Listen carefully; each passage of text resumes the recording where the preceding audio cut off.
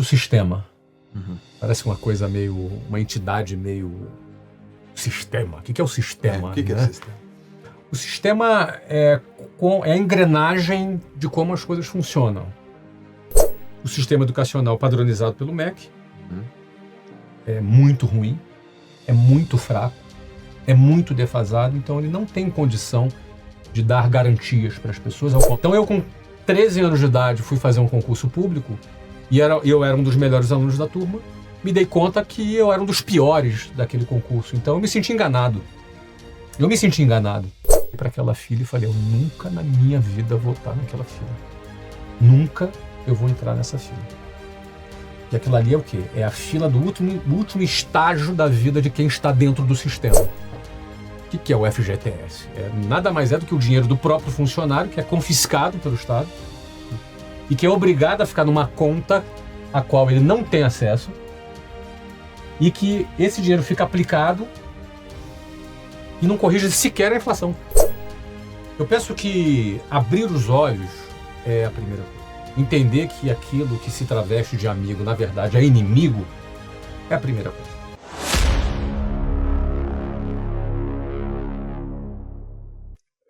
O inimigo, ele não é invisível, Joel. As pessoas não percebem que ele é o inimigo. Porque ele está visível. Só que ele se fantasia de amigo. Ele se coloca como se cuidasse dos interesses das pessoas, mas na verdade ele escraviza as pessoas. Ele se comporta como se ele pudesse dar segurança e garantias para as pessoas, mas na verdade ele é a garantia da pobreza para as pessoas. E eu estou falando do sistema. Parece uma coisa meio... uma entidade meio... sistema. O que é o sistema? O que é o sistema? O sistema é a engrenagem de como as coisas funcionam. O sistema começa com um modelo educacional, que é seguido do emprego e que é seguido da previdência social. Esse é o sistema. Isso tudo nessa camada se apresenta como a solução e a garantia para as pessoas. O sistema educacional padronizado pelo MEC é muito ruim, é muito fraco, é muito defasado, então ele não tem condição de dar garantias para as pessoas, ao contrário, é uma máquina de desigualdade social. Aliás, quem tem acesso a uma educação melhor, porque o pai pode pagar, não aquilo que o Estado oferece, tem vantagem. E eu percebi isso cedo quando fui fazer um concurso público, e vi que eu estava muito atrás, embora eu fosse um dos melhores alunos da escola pública. Então eu, com 13 anos de idade, fui fazer um concurso público e eu era um dos melhores alunos da turma.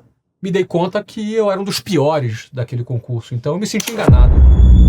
Eu estava seguindo uma cartilha à risca e, de repente, sendo um dos melhores alunos daquela cartilha, eu me tornei um dos piores naquele concurso. E não só não fui aprovado naquele concurso, como eu quase fui reprovado na 8ª série, porque minha mãe deu o salário dela inteiro para pagar aquela escola para mim, e eu não só me deparei com o meu fracasso, mas eu me senti enganado, já com 13 anos. Mas como assim? Porque eu estava numa escola que eu era um dos melhores, como eu posso ser um dos piores aqui? Então estava me enganando lá. Sim. Estava me enganando. Depois, no final do por 3 anos eu fiz o mesmo concurso até ser aprovado, mas levei 3 anos. Tirei a diferença, mas foram intermináveis 3 anos. Eu parei de estudar, inclusive, não fui para o ensino médio, porque eu foquei 100% naquele concurso. Sim. E aí depois, eu indo para a escola, eu pegava um ônibus que passava numa rua, que se chamava Avenida Suburbana, no Rio de Janeiro, e essa rua é uma rua cheia de bancos. E eu percebi que, numa determinada data do mês, aqueles bancos ficavam com uma fila interminável, rodando o quarteirão. E eu achava estranho, eram só velhinhos, né? Naquela fila. E uma vez eu perguntei para uma pessoa dentro do ônibus, os ônibus eram lotados, eu em pé, do lado de uma pessoa, eu tomei coragem e perguntei para aquela pessoa do que se tratava aquela fila. E ela falou para mim, aquilo ali é a fila da aposentadoria. E eu olhei para aquela fila da aposentadoria, vi um monte de velhinhos, um calor de 38 graus no Rio de Janeiro, com uma sombrinha, né, com um guarda-chuva, naquele calor, esperando para receber a sua aposentadoria, que certamente era uma mixaria. E aí eu me lembro, quando eu olhei para aquela fila e falei, eu nunca na minha vida vou estar naquela fila. Nunca eu vou entrar nessa fila. Porque aquilo ali é o quê? É a fila do último estágio da vida de quem está dentro do sistema, que é a aposentadoria. E olha que naquela época não é como hoje. Naquela época você aposentava com 50 anos, depois teve reforma da Previdência, passou para 60, depois teve outra reforma. E vai ter outras, porque a conta não fecha. É um modelo falido, é um modelo que promete garantias, promete segurança, mas é um modelo completamente falido. A conta não fecha da Previdência e não vai fechar. É impossível fechar. É uma questão matemática. Então, no fundo, esse inimigo, ele se apresenta como amigo, mas na verdade ele é inimigo. Uhum. Por que é inimigo? Porque o cara passa 10, 12 anos estudando nesse modelo que é falido, depois ele vai para um modelo trabalhista que explora a pessoa. E aí não é o empresário que explora a pessoa, é o modelo que explora. Por exemplo, o funcionário tem o FGTS. O que é o FGTS? Nada mais é do que o dinheiro do próprio funcionário, que é confiscado pelo Estado, e que é obrigado a ficar numa conta a qual ele não tem acesso, e que esse dinheiro fica aplicado e não corrige sequer a inflação. Cara, isso é muito... É um confisco do dinheiro do cara. Não, mas isso aí é um fundo de garantia para te proteger. Ou seja, o inimigo, ele se traveste, ele se fantasia de amigo. Uhum. Não basta confiscar o dinheiro, não basta não corrigir o dinheiro, tem que inclusive fazer você se ajoelhar para dar graças a Deus que o Estado está te protegendo ainda. E não dá nem para pegar o dinheiro. Não dá para pegar. Você vai ter que comprar um imóvel, ou se for demitido. Tem condições. Assim. Tem condições para você ter acesso ao dinheiro que é teu. Então, cara, eu fico vendo essa situação e muitas pessoas não percebem. O 13º salário não é um salário extra, como a pessoa pensa. Ele é o salário anual do cara dividido em 13. Porque uma empresa faz um orçamento anual. Você faz orçamento na tua empresa? Sim. É anual? Sim. Pronto, então eu vou gastar tanto. É isso. E aí ele pega o salário e divide em 13. Então, em outras palavras, é um empréstimo compulsório que o empregado faz para o patrão. Ou seja, o patrão vai pagar o último salário dele do 13º mês e sem correção. Sem nenhuma correção. E você tem que levantar a mão pro céu, porque estou ganhando um salário extra. Não é salário extra. As pessoas acreditam nisso, mas não é salário extra. Uhum. E aí entra a Previdência, e por aí vai, os descontos. Para pensar. Não, desconto tem muito. É um desconto descomunal. É descomunal. Descomunal, o desconto. E aí, se o cara ganha 10 mil reais, ele vai ter uns 3,5 de desconto. Aí ele recebe 6,5 na mão. Só que o seguinte, ele custa para a empresa 19. Isso. Porque o salário dele é 10, a empresa gasta 19. Ele recebe 6,5. Só que dos 6,5 que ele recebe, Joel, metade do que ele vai consumir é imposto. Metade. Em média, hoje no Brasil, 50% é imposto embutido. Tudo que você compra. Em média, claro. Tem produto que é menos, tem produto que é mais. Exemplo de carro, por exemplo, né? Carro é uns 40 e poucos por cento, 45%, mais ou menos, né? Eu não lembro de cabeça aqui, mas é 40 e poucos por cento. Cerveja deve ser 60%, 70%. Produtos de cesta básica é menos, mas na média, 50%. Em outras palavras, se você recebeu 6,5%, desculpa, se o teu salário era 10, você recebeu 6.500 na mão, no fundo, esses 6.500, tudo que você for comprar, metade é imposto. Então, no fundo, esses 6.500 vale 3.250. Uhum. Só que você custou para a empresa 19. Aí, pronto, agora os 3.250 é teu. Não, meu querido, desse dinheiro você vai pagar IPTU ainda, vai pagar IPVA. Você entendeu, cara?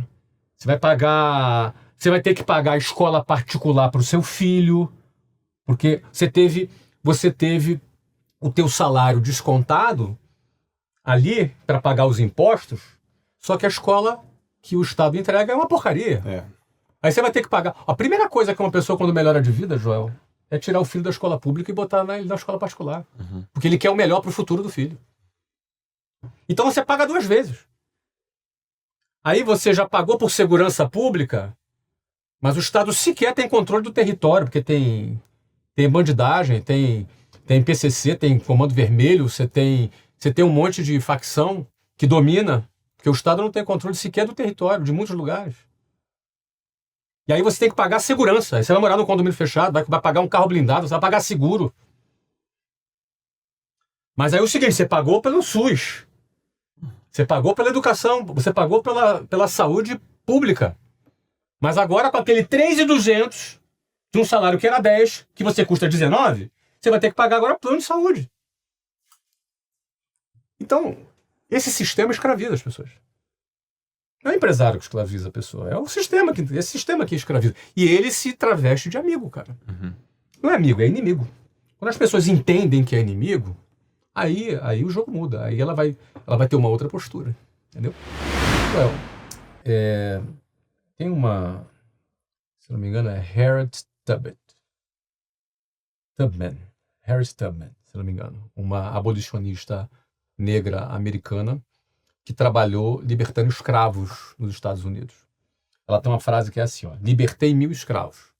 Só não libertei mais 1.000 porque eles não sabiam que eram escravos. Eu penso que abrir os olhos é a primeira coisa. Entender que aquilo que se traveste de amigo, na verdade, é inimigo, é a primeira coisa. A gente entender que toda essa exploração que existe sobre as pessoas, e eu falo isso, cara, tendo a grana que eu tenho, o patrimônio que eu tenho, pra mim não muda nada na minha vida, mas eu vim de baixo, eu não consigo. Aliás, eu arrumo problema falando esse tipo de coisa. Posso ser censurado, posso ser processado, você entendeu? Mas eu, desde quando produzo conteúdo, eu busco trazer às pessoas consciência sobre essa realidade. Porque se a pessoa não sabe que está sendo escravizada, muito provavelmente ela é uma candidata a permanecer escravizada pro resto da vida. E o problema é que quando chegar lá na época do INSS, da Previdência, da aposentadoria, já era. Ele tem que descobrir isso enquanto é jovem, para não se submeter a esse tipo de modelo que nos foi imposto. Né? A gente nasceu dentro desse modelo. E eu comecei a perceber isso jovem. Eu falei, não vou entrar nessa fila, não vou entrar. Tanto que quando eu comecei a trabalhar, eu não tive carteira assinada. Eu nunca na minha vida tive uma carteira assinada. Não tive carteira assinada. Não quis ter. Não quis. Não, eu simplesmente desprezo todo e qualquer tipo de previdência social que venha do Estado, toda e qualquer garantia, a ilusão de garantia que o Estado supostamente vai me oferecer. Eu simplesmente ignorei isso solenemente na minha vida. E não é porque hoje eu tenho grana. Eu fiz isso quando eu era pobre. Quando você não tinha. Eu fiz isso quando eu era pobre. Porque eu achava balela. Político aparecendo de 4 em 4 anos, fazendo as mesmas promessas de sempre, e as pessoas acreditando nas mesmas balelas de sempre. Então, assim, eu ignorei solenemente esse modelo todo. Eu sempre achei balela. E aí, cara, a solução é quando você precisa ter coragem de se desprender disso, porque pensa que toda a manada está indo em direção do sistema, né? Todo mundo, seus amigos, seus parentes, seus vizinhos, todo mundo tem esse valor. Quantas vezes eu ouvi, mas você não vai ir na sua aposentadoria, como é que vai ser? E se você fica doente? Quantas vezes eu ouvi esse tipo de situação? E eu entendo as pessoas, porque quando você conhece um modelo de vida, qualquer coisa que esteja fora desse modelo, porque esse modelo você aprendeu com teu pai, com a tua mãe, com a tua família, com teus vizinhos, na televisão. Não é fácil você se desprender da manada. Não é fácil. Sim. Você, quando decide se desprender desse fluxo, você leva um tempo até você ter resultado. E durante esse período, você é taxado de maluco, de irresponsável, não é? Porque você não tem um emprego com carteira assinada. Eu nunca quis ter, nunca tive.